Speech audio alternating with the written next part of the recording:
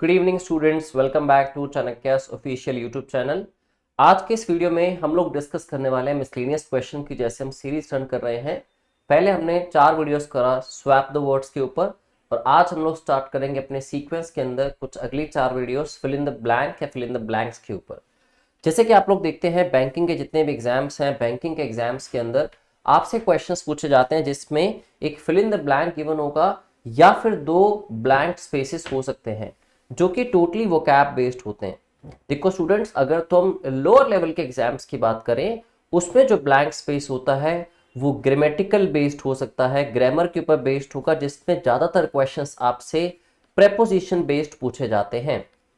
लेकिन जब आप पीओ की बात करते हैं एग्जाम्स की, या क्लरिकल के मेंस एग्जाम की बात करते हैं, तो ज्यादातर क्वेश्चंस आपसे वोकैब बेस्ड पूछे जाते हैं। और आज हम उन्हीं क्वेश्चंस को डिस्कस करेंगे। कुछ 5 क्वेश्चंस आज के क्लास में डिस्कस होंगे, और ऐसे ही अगली 3-4 वीडियोस में 5-5 क्वेश्चंस करके हम टोटल 20 क्वेश्चंस करने वाले हैं, जिससे आपकी काफी अंडरस्टैंडिंग बिल्ड होगी, ग्रामर रिवाइज होगी, प्लस वोकेबलरी को कॉन्टेक्चुअली यूज करना आपको समझ आएगा। So in the following questions, what is written in the directions? In the following questions, the sentence given with the blank or blanks is to be filled in with appropriate word or words. Select the correct alternative out of the 5 and indicate it by selecting the appropriate option. तो इस तरह से कुछ आपके पास directions given होंगे और इस तरह का कुछ क्वेश्चन आपको देखने को मिलता है। सो आइए पढ़ते हैं क्वेश्चन को और सॉल्व करने की कोशिश करते हैं एक साथ मिलके। आप भी कमेंट बॉक्स में बताते रहिए कि आपके कितने क्वेश्चंस के आंसर करेक्ट हुए, ठीक है। सो लिखा है, defence research and development organisation would dash the investigation into the Hyundai i20 fire cars that dash in Kolkata. Now एक चीज आपको ग्रामेटिकल कॉन्सेप्ट के हिसाब से चीजें बात करें, क्योंकि ग्रामर कहीं ना कहीं helps you to solve these questions, जिसमें आप कुछ ऑप्शंस को डेफिनेटली एलिमिनेट तो कर ही पाओगे और अपने फाइनल कंक्लूजन पे पहुंच सकते हो। अब जैसे कि यहां देखिए आप, ब्लैंक स्पेस के जस्ट पहले वुड लिखा है, जो कि क्या है, एक मॉडल वर्ब है। आपको पता होगा टोटल 15 मॉडल वर्ब्स इंग्लिश के अंदर हैं, will, would, can, could, may, might, shall, should, इस तरह से, ठीक है। और जितनी भी मॉडल वर्ब्स होती हैं वो सारी की सारी क्या होती हैं, ऑक्सिलरी वर्ब्स होती हैं, या उनको आप कह सकते हैं हेल्पिंग वर्ब्स होती हैं।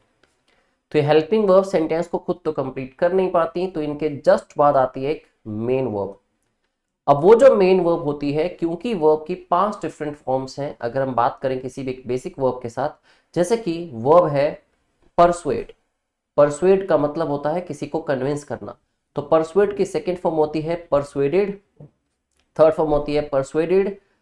जो फोर्थ फॉर्म होती है दोस्तों, फोर्थ होती है वर्ब की फर्स्ट फॉर्म के साथ आईएनजी लगता है जब परसुएडिंग, और फिफ्थ होती है जब आप फर्स्ट फॉर्म के साथ एस और एस लगाते हैं, that becomes fifth form of the verb, that becomes persuades. तो इसी तरह से आपको क्या ध्यान रखना है कि मॉडल वर्ब के बाद जो मेन वर्ब आएगी वो सिर्फ और सिर्फ वर्ब की फर्स्ट फॉर्म, जिसको बेस फॉर्म भी आप कह सकते हो। तो परसुएड जैसे कि फर्स्ट फॉर्म है, सिर्फ इसी को यूज कर सकते हो आप मॉडल वर्ब के बाद। अब इतना समझने के बाद हमें फटाफट से अपने ऑप्शंस पे चलना है और देखना है कि कहां कहां पे वर्ब की फर्स्ट ऑप्शन गिवन है। कहीं पे अगर वर्ब की फर्स्ट फॉर्म गिवन नहीं है तो उस ऑप्शन को हम एलिमिनेट कर देंगे साथ के साथ ही। अब जैसे वुड के बाद आपको वर्ड फिल करना है, तो देखिए वुड के बाद आपके पास यहां लिखा हुआ है लीड, जो कि वर्ब की फर्स्ट फॉर्म है। एंशिएंट, एंशिएंट तो वर्ब ही नहीं है, एंशिएंट क्या है, एक एडजेक्टिव है।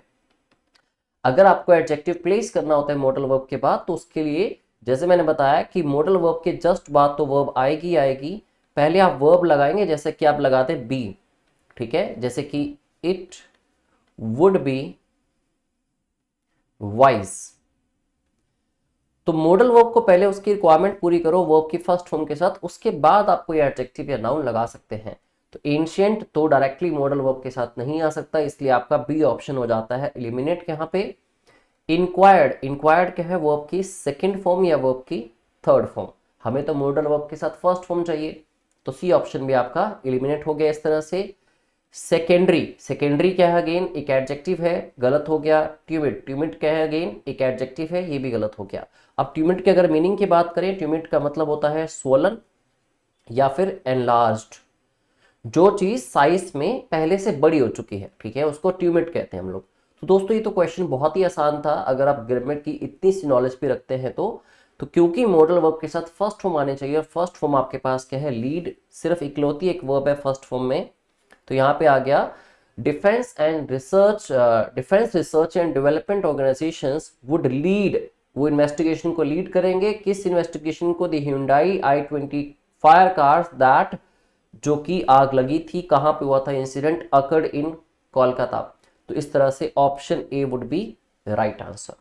इसके लिए आपकी एक अप्रोच हो सकती है, जो अप्रोच अभी मैंने यूज करी। जब भी आपके पास दो fill in the blanks given होते हैं, तो जो पहला वर्ड होता है, जो फर्स्ट वर्ड आपको ऑप्शन में गिवन होता है, जैसे कि ये सारे फर्स्ट वर्ड्स थे, lead, ancient, inquired, secondary and tumid. इन वर्ड्स को पहले देखो आप, ये वर्ड्स आपकी हेल्प करेंगे क्योंकि आपके पास थोड़ी कॉन्टेक्चुअल या ग्रामेटिकल नॉलेज होगी। ये वर्ड्स हेल्प करेंगे आपको इनडायरेक्ट जो इनकरेक्ट ऑप्शन है उनको इलिमिनेट करने में। जैसे जैसे आप एलिमिनेट करते जाएंगे, अगर मान लो लास्ट में 2 या 3 ऑप्शंस बचती हैं, फिर आप सेकंड वर्ड्स को चेक करो, वो सेकंड वर्ड्स आपको फाइनल कंक्लूजन तक लेके जाएंगे। ठीक है, अगले कुछ क्वेश्चंस में हम इसी अप्रोच को अप्लाई करने वाले हैं। तो इसका आंसर तो हो गया हमारा ऑप्शन ए, जो आपका भी डेफिनेटली करेक्ट हुआ होगा। चलिए तो नेक्स्ट क्वेश्चन करें। नेक्स्ट क्वेश्चन के अंदर क्या लिखा है? The state administration has dash to recover damages of dash public property from protesters of Agnipath scheme। Now once again grammar के कॉन्सेप्ट को यूज करते हैं। आपको पता होगा कि अगर हम हैज, हैव या हैड को यूज करते हैं तो इसके साथ क्या आती है? वर्ब की थर्ड फॉर्म, राइट। अब इतना भी क्लियर है कि इसमें सेंटेंस का सब्जेक्ट क्या आपका? The state administration. सब्जेक्ट के जस्ट बाद क्या आई? वर्ब, कि उन्होंने क्या एक्शन किया या वो क्या एक्शन करते हैं। ठीक है, तो देखते हैं वर्ब की थर्ड फॉर्म्स कहां पे गिवन है ना। Decided, advised, committed, declared and used, ये तो सारी वर्ब की थर्ड फॉर्म्स बन सकती हैं, राइट। तो अब यहां पे कंफ्यूज नहीं होना आपने, थोड़ा सा सेंटेंस की सेंस को समझिए आप। ठीक है, अब जैसे दोस्तों यहां पे लिखा है यूज्ड टू रिकवर, तो has used to, has used what? ठीक है, हैज यूज्ड। अब देखो ना, कुछ वर्ब्स आपके पास इंग्लिश में होती हैं जो कि होती हैं ट्रांजिटिव वर्ब्स। ट्रांजिटिव वर्ब्स क्या होती हैं? जो बिना ऑब्जेक्ट के सेंटेंस को कंप्लीट कर ही नहीं सकती, which always requires an object. Sentence में हमेशा उनके बाद एक ऑब्जेक्ट चाहिए होता है, ऑब्जेक्ट के बिना वो सेंटेंसेस को कंप्लीट नहीं कर पाती। जैसे सपोज मैं अगर कहता हूं शी लाइक्स, तो आप खुद सोचिए ये सेंटेंस कंप्लीट है क्या? नहीं, क्योंकि इसमें अगर मैं सिर्फ इतना कहूं शी लाइक्स, तो आपके माइंड में क्वेश्चन आएगा, हाँ जी व्हाट डज शी लाइक, ये whom does she like, बताइए तो सही, तभी तो सेंटेंस पूरा होगा। तो अगर मैं कहता she likes him, तो सेंटेंस पूरा हो जाता। अगर मैं कहता हूँ she likes apples, तब भी सेंटेंस पूरा हो गया। which means like वर्ब को ऑब्जेक्ट चाहिए था, तो ये कैसी वर्ब है? Transitive verb.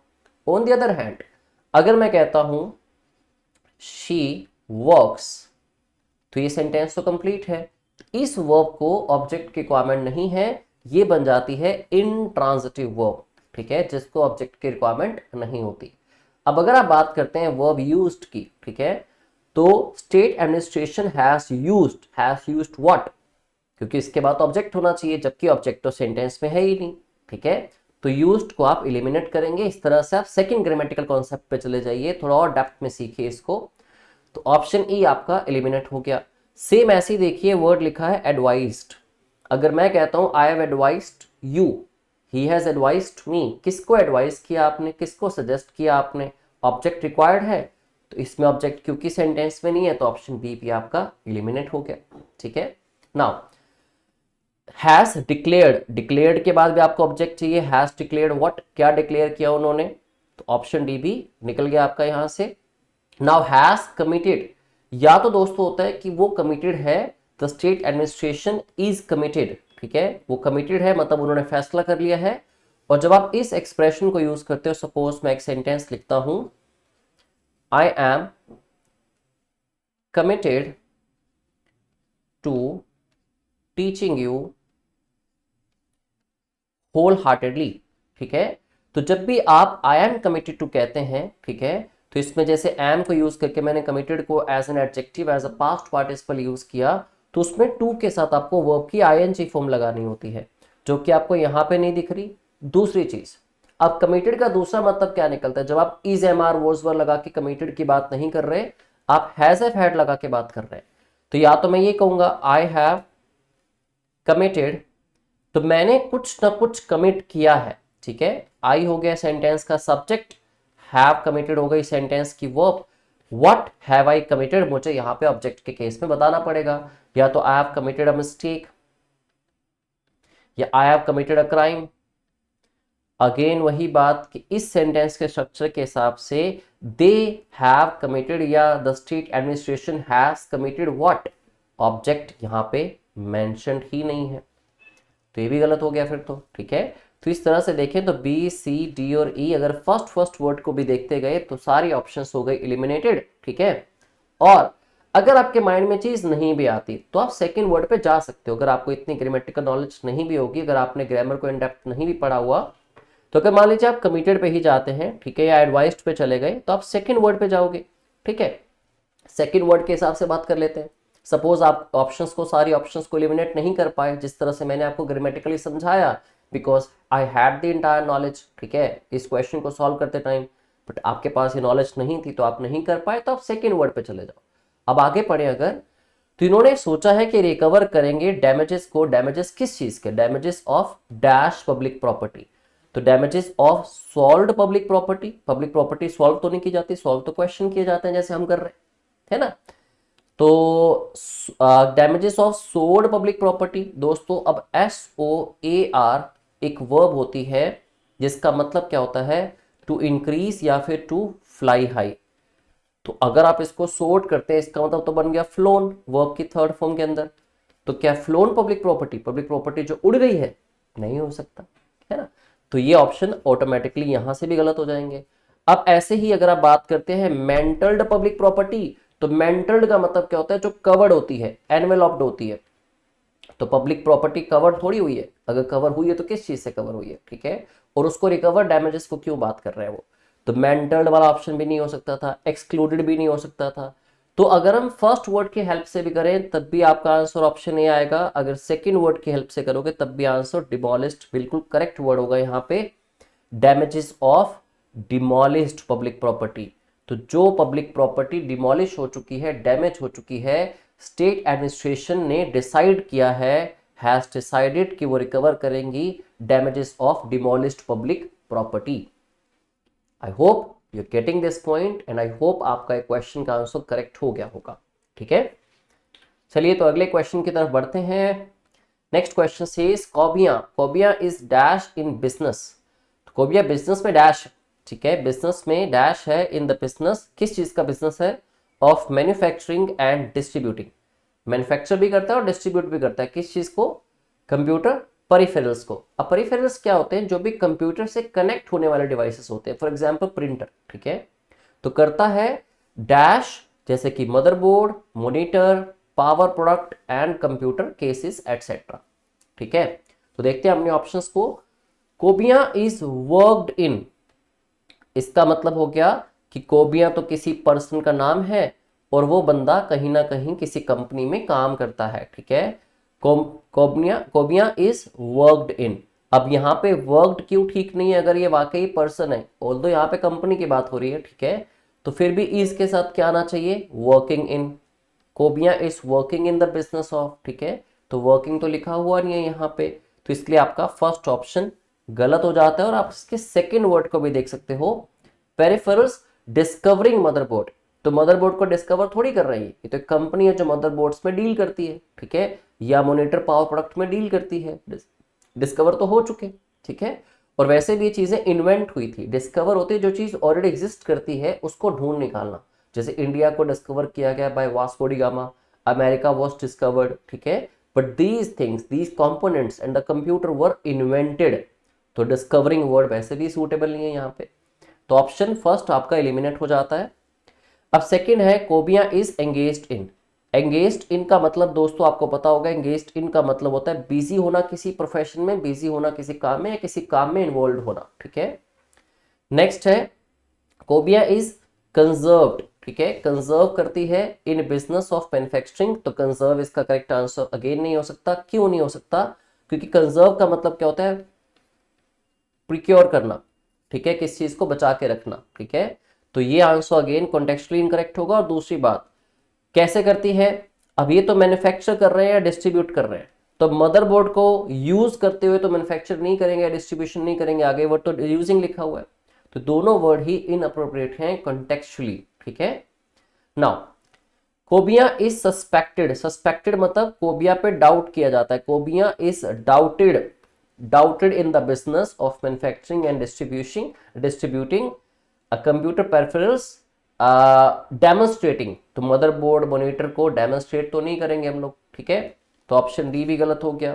एसोसिएटेड या कीपिंग, अगर मैं कहता हूं कोबिया इज एसोसिएटेड, तो पहली बात तो एसोसिएट किसी के साथ होते हैं, हम एसोसिएटेड विद होता है, फिर भी एक्सेप्ट करते हैं अगर एसोसिएटिंग को, एसोसिएटेड इन द बिजनेस।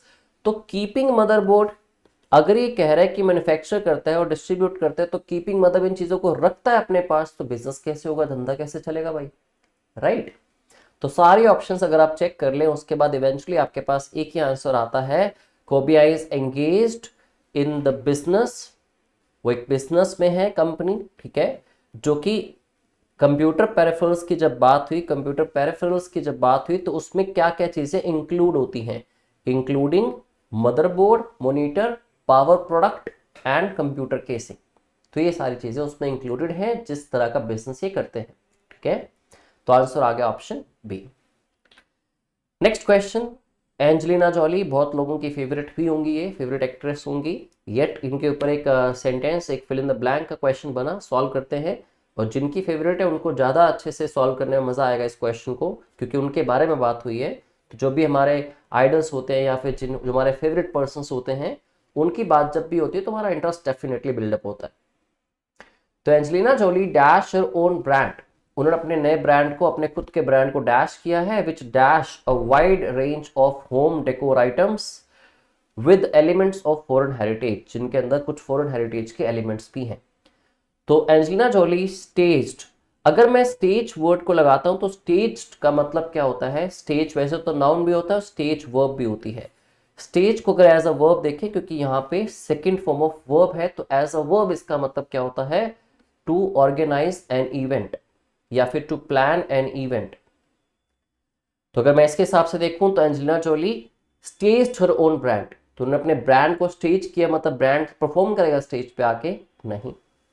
हाँ, ये वर्ड तो सबके माइंड में आ गया होगा, है Angelina Jolie launched her own brand which features a range of home decors. Features का मतलब दोस्तों इंक्लूड्स भी होता है, कि कोई भी चीज किस चीज से रिलेट करती है, वो चीज किसका पार्ट है, ठीक है, उसको फीचर कहते हैं एज अ वर्ब। नेक्स्ट आ गया Angelina Jolie opportunity her own. अब एंजेलिना जॉली क्या है, सॉरी मैडम गलती हो गई, गलत बोल दिया नाम मैंने, कहीं सुन ना लें वीडियो मेरी।